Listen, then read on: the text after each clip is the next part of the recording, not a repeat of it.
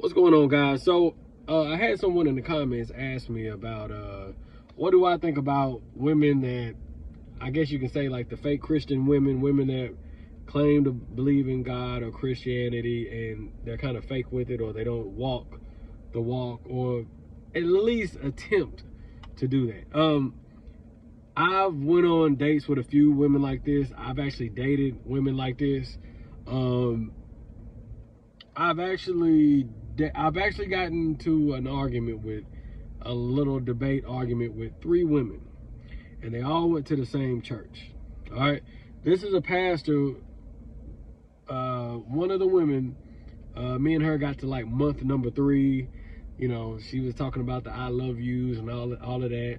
Well, we got to talking about church, and she went to one church, I went to another, and I told her I would never raise my children at the church that she goes to, because the pastor had actually been cheating on his wife, both wives. He had a wife for a few years, and she died, I think, because of cancer. You know, God rest her soul. And he cheated on her, and then his new wife, who was like a doctor, cheated on her. And there's stuff going on around, you know, around the city about him. So with that being said, me and her are talking about that. She's like, well, nobody's perfect.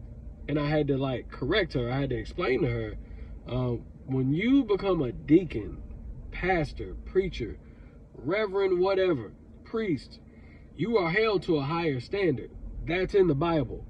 That is not like your every traditional Christian. Like, so when people say, oh, you know how those priests be, no, they're technically not. They're not supposed to be like that. Like when you hear about them dealing with kids and stuff like that, nah, they're supposed to be the mirror image of God. Not saying they don't mess up, but it shouldn't be in the ways where they're,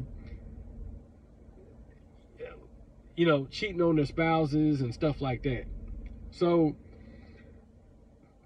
a lot of these women, the Christianity thing, I think that a lot of these women will go to churches where they prosperity preach, where they talk about like, oh, you're gonna fight through it, you're gonna get through that storm, don't let nobody hold you down, like that type of preaching. They're not gonna be preaching about how you should be living. They're not gonna set you up like a guideline on how you should walk in your life, the real scriptures. They're not gonna do any of that. So they're gonna make sure that they don't.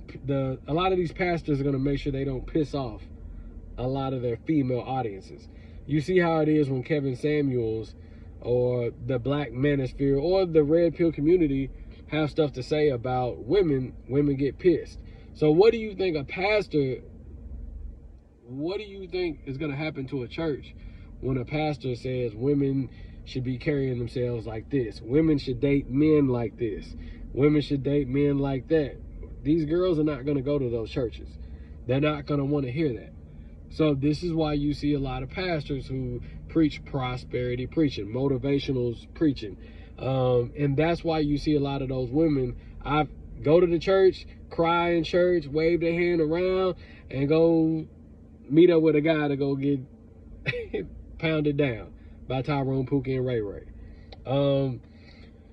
There's also, like, when you talk about women, lifestyle wise, even with the relationship, you know, women like to put their own twist on relationships. Okay, they don't want to do it. Most of these women, a lot of these women don't want to technically do it by the Bible, because it forces them to change the way they want to live. You see what I'm saying?